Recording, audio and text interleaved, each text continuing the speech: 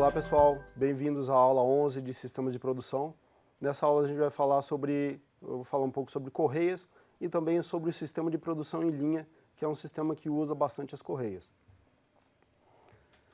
Então, falando primeiro sobre a movimentação por correias, as características desse tipo de transporte são um transporte contínuo, com velocidade constante, ela tem um sentido único, e ela é muito utilizada para transporte de materiais pesados ou granulados, né? Então, granulados aí é minério, grãos, quando você tem que fazer esse transporte de grandes volumes por longas distâncias, é muito usado aí as correias transportadoras.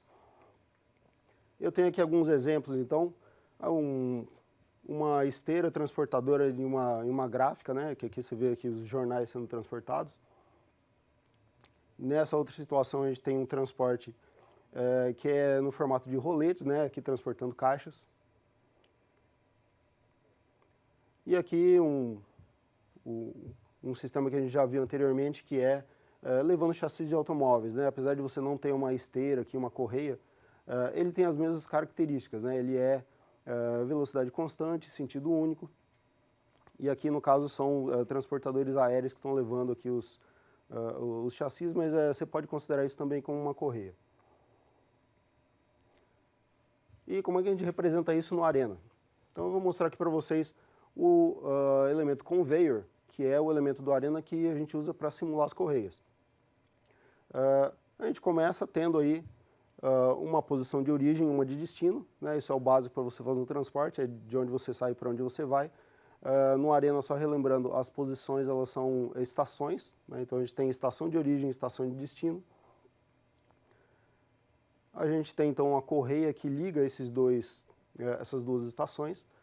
Essa correia, ela tem um sentido e uma velocidade, né? Então o sentido é em direção à estação de destino e ela tem uma velocidade.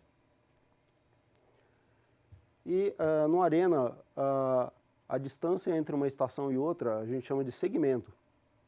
E esses segmentos, eles são divididos em células. Então a sua correia, ela tem a menor parte de uma correia é uma célula. E essas células você pode definir o tamanho dela em uma unidade de distância que você escolher, né? Então no Arena ele não pergunta para você qual é a unidade de distância, você precisa adotar uma unidade e você usa ela para todas as situações em que você precisa de uma unidade de distância, né? Então, por exemplo, você pode adotar metros ou centímetros. Então, se você adotar metros, as suas velocidades vão ser em metros por minuto ou a unidade de tempo que você escolher, que o Arena permite que você escolha a unidade de tempo, né? Então, tem a questão também de correias acumulativas e não acumulativas. Então, qual é a diferença entre uma acumulativa e não acumulativa? Na acumulativa, quando você está recebendo aqui os materiais que vêm pela correia, se você segurar uma dessas peças ou caixas que estão passando aqui, as outras elas continuam andando e elas encostam até o ponto em que você segurou a caixa, né? Então a correia ela continua operando e levando essas peças, esses materiais para frente. No caso da não acumulativa, se você segura uma posição, é como se toda a correia parasse, ou seja, todos os outros materiais que estão sobre a correia também ficam parados na posição em que eles estavam, esperando até que você libere esse material que você está segurando. Então, entrando agora nos comandos do Arena, a gente tem o módulo conveyor, que é onde você configura como se fosse a configuração do motor da correia. Então, que você vai dizer qual é a velocidade que ela vai ter, o tamanho padrão das células e qual é o tipo dela, se ela é acumulativa ou não. E o conveyor trabalha junto com o módulo segment. No segment é onde você vai realmente dizer todos aqueles elementos que eu mostrei para vocês naquele slide, que é as estações, né, por onde a correia vai passar, e o tamanho desses segmentos. Então aqui o conceito é o seguinte, você começa com uma estação inicial, aqui a gente está chamando de Station 1, e você aqui tem uma lista que você pode inserir as próximas estações. Então, próxima estação Station 2, a distância, você informa qual é a distância na unidade de tempo que você escolheu. Se você tiver mais estações, por exemplo, Station 3, Station 4, você vai inserindo aqui nessa lista e vai informando a distância entre cada uma delas. E então, uma vez que você fez isso, você configurou a sua correia, E agora você pode trabalhar com os módulos de fluxograma. E agora, então, as entidades é que vão estar trabalhando com esses módulos. O primeiro é o módulo Axis. O módulo Axis serve para você pegar a entidade e colocar sobre a correia. Então, o Axis ele requisita uma posição na correia para que a entidade seja colocada. Então, o que você tem que informar aqui, basicamente, é o nome da correia. Você pode informar a quantidade de células que essa entidade vai ocupar sobre a correia. Uma vez que a entidade já fez o Axis, você tem o comando convey. Então, o convey é para você fazer uma requisição de movimento. Então, o convey, você informa para qual estação a entidade deve ir. Então, a partir desse momento, a entidade começa a se movimentar. O requisito aqui é que essa estação de destino ela tem que estar à frente em relação à estação onde a entidade fez o Axis, né, onde ela entrou, porque a correia ela tem sentido único, então as entidades não voltam, elas sempre seguem em direção ao final da correia. E quando a entidade chega no destino dela, chega na estação de destino, a gente tem o exit que retira a entidade da correia. Então eu vou mostrar para vocês uma situação aqui de um sistema de produção em linha, né, em que a gente vai usar aqui a correia. A gente tem aqui 4 postos de trabalho com cada um dos equipamentos aqui. A gente tem um produto.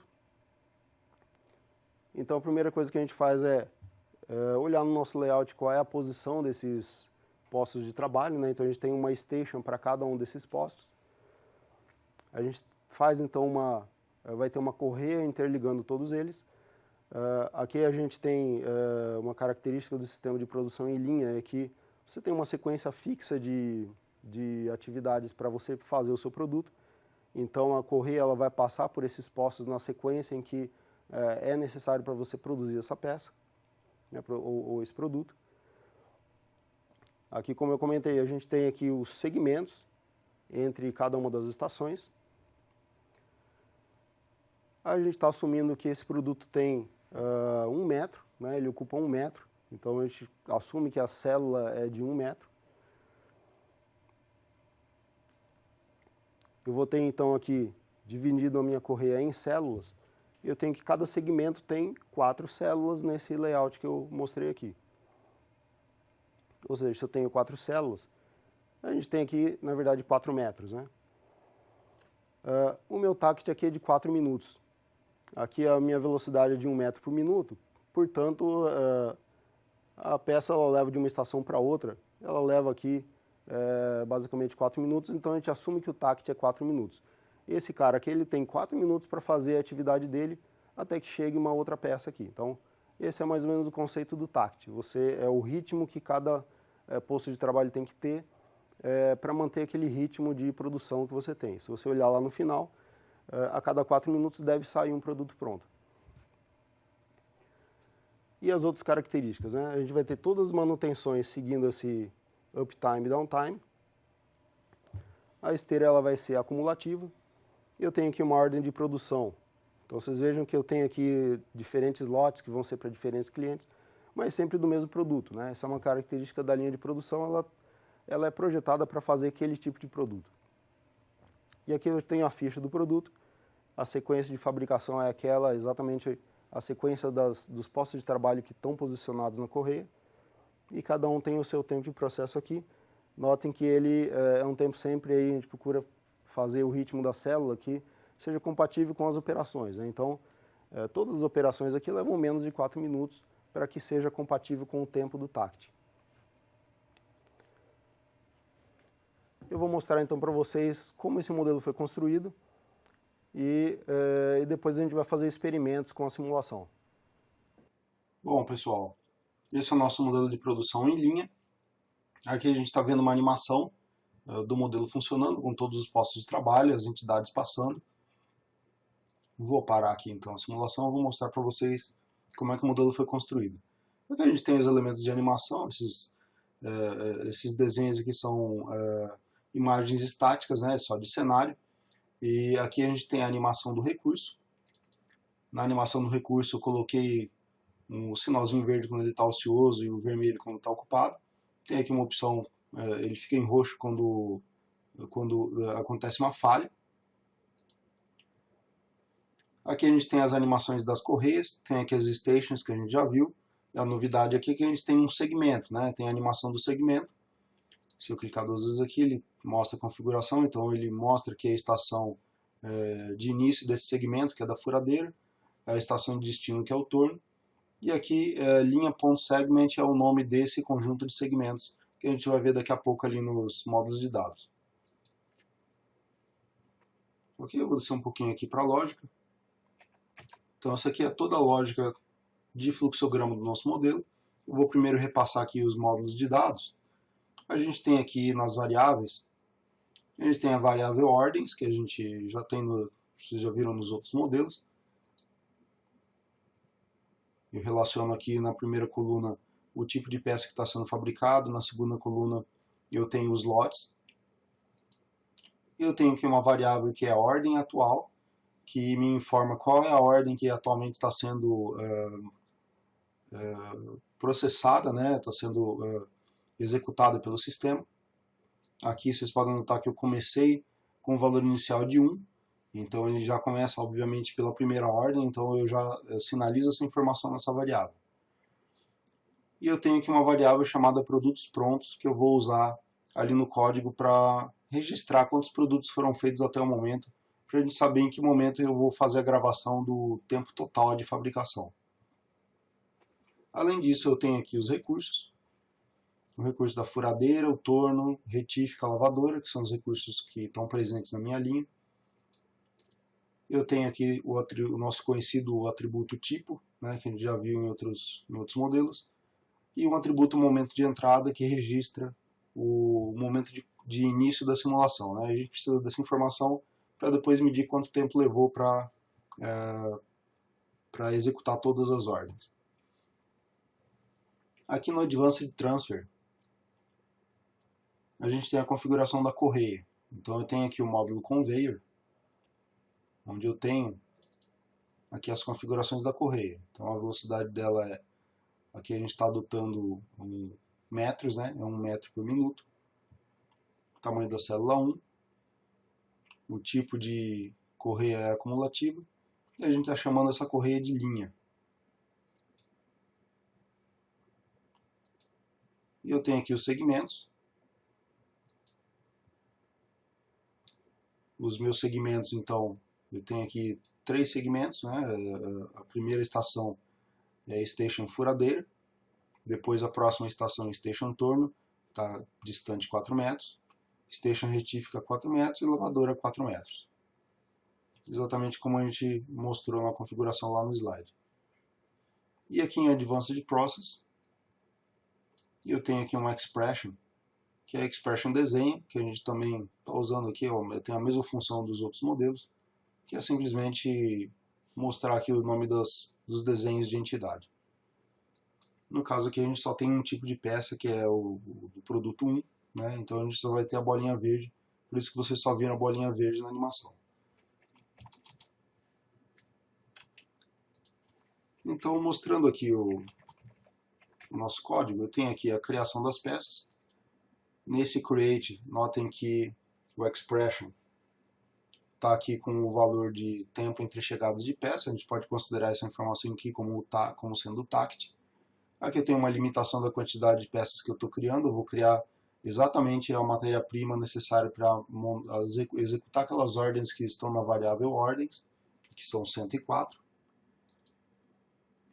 A primeira coisa que o modelo faz é definir o tipo de peça e qual é o desenho dela. Então, aqui a gente só tem um tipo, né, o tipo 1.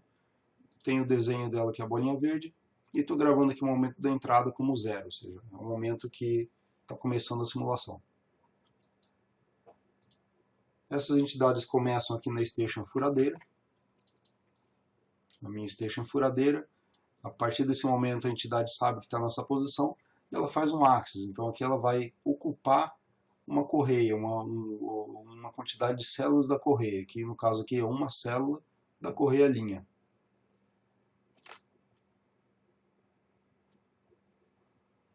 Ok, em seguida, nós temos o processo da furadeira.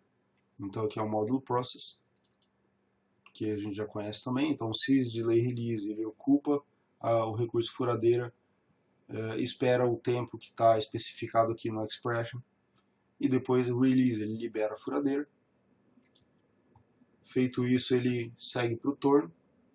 Então aqui eu tenho o módulo convey. Note que o módulo convey, ele não tem uma conexão de saída, porque a entidade, quando ela chega no convey, ela recebe a informação do destino dela, que é station torno, e a partir daqui ela segue pela animação. Então, se vocês olharem lá na animação, a entidade vai estar circulando pela animação. É claro, se a animação tiver sido montada, né? Senão o Arena ele não gera erro porque você não montou a animação. A animação não é importante em termos de relatório, né? Ele não faz parte do processo. Na verdade, é só uma representação gráfica, então se ela estiver ausente, isso não tem problema, não vai alterar o resultado nem vai gerar erro.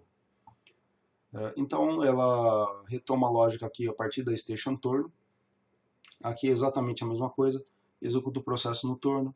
Também tem aqui no processo o sysdelay release, ocupando o recurso torno, com o tempo dele. Em seguida segue para a retífica. Aqui é a nossa station retífica. A entidade ela vai seguir pela animação e recomeçar a partir daqui. Processo da retífica, convém para a lavadora. A lavadora é o último processo, então ela chega aqui, faz o processo da lavadora, e aqui eu tenho o comando exit. O exit faz com que a entidade saia da correia. Percebe que aqui você não precisa preencher esses campos, porque a entidade sabe qual é a correia que ela está ocupando. Então, se você não tem um modelo muito complexo, tem várias correias, etc., você pode deixar aqui em branco que a entidade faz o trabalho sozinha. E aqui eu tenho uma lógica que registra a saída de um produto pronto. Então, essa variável aqui, ela está funcionando como se fosse um contador, né? Então, nota que aqui eu estou fazendo variável produtos prontos é igual a produtos prontos mais 1. Então, cada vez que passar uma entidade aqui, eu incremento o valor dessa variável produtos prontos.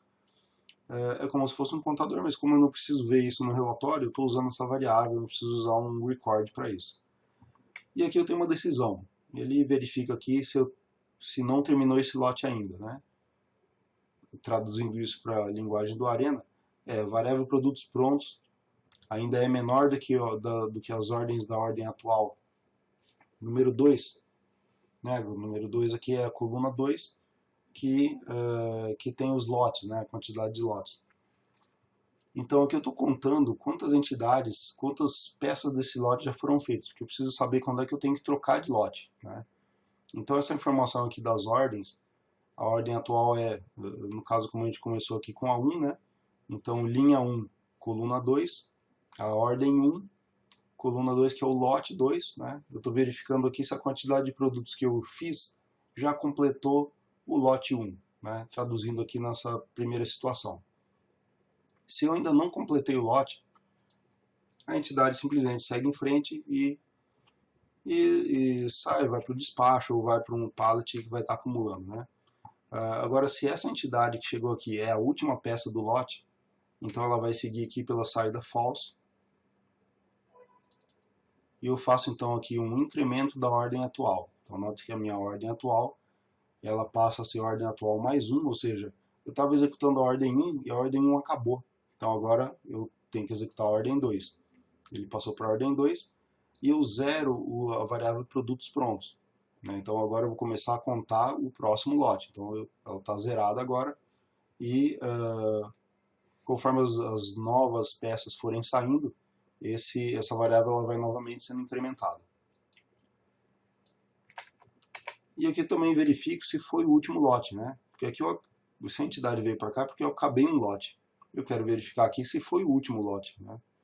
Então, se a ordem atual for igual a 5, significa que eu não tenho a ordem 5, né? Aqui, lembrem-se que aqui a ordem atual é igual a ordem atual mais 1. Então, a última ordem era 4, ele somou mais 1, ficou 5, né? Se a ordem atual estiver valendo 5, é porque foi o último lote, né? Então, se for o último lote, eu simplesmente uso o record aqui para registrar o tempo total. Então, o record está funcionando aqui como time interval, olhando aquele atributo momento de entrada que é 0, ou seja, desde o momento 0 até esse momento de agora, que é quando eu acabei a última peça do último lote, ele vai pegar essa informação e vai gravar no relatório. É o meu tempo total de fabricação. Agora, se não foi o último lote, essa entidade ela pula o record e vai para o dispose. Ok? Esse é o nosso modelo. Então, ele vai executar todas as peças. Quando todas as peças tiverem passado por aqui, o Arena encerra a simulação automaticamente. Aqui em Run Setup, eu coloquei aqui o número de replicações 20. E eu não coloquei uma duração da replicação porque quando a simulação não tem mais entidades, ela acaba sozinha. Então isso não é necessário colocar essa informação aqui. Ok, então vamos fazer alguns experimentos com esse modelo. Primeiro a gente vai analisar os KPIs. A gente vai mudar a ordem de fabricação. Aqui fabricar somente um tipo de produto. Não é necessário fazer esse experimento porque a linha ela já está produzindo só um tipo de produto. A gente vai tentar incluir novos produtos no sistema e vamos fazer um experimento de diminuir o TACT, ou seja, fazer o ritmo da minha linha ser mais rápido. Então, primeiro aqui analisando os KPIs, a gente teve aqui que o tempo total de fabricação foi de 9 horas. O nosso estoque em processo foi de 12 peças em média. Então, aqui só comparando o sistema de produção em lotes, que foi o último sistema que a gente viu, ele tinha um estoque em processo de 84 peças, né? Então, é bem discrepante aí a quantidade de estoque em processo de um sistema para o outro. Aqui a gente tem a utilização dos recursos. A gente percebe que pela utilização que, aparentemente, a lavadora que tem a maior utilização, ela provavelmente é o gargalo do sistema, se é que a gente pode considerar gargalo, que eles estão, na verdade, pouco demandados. Uma nova experiência aqui é mudar a ordem de fabricação. Então, eu vou fazer essas alterações aqui. Na verdade, estou mudando a posição dos lotes.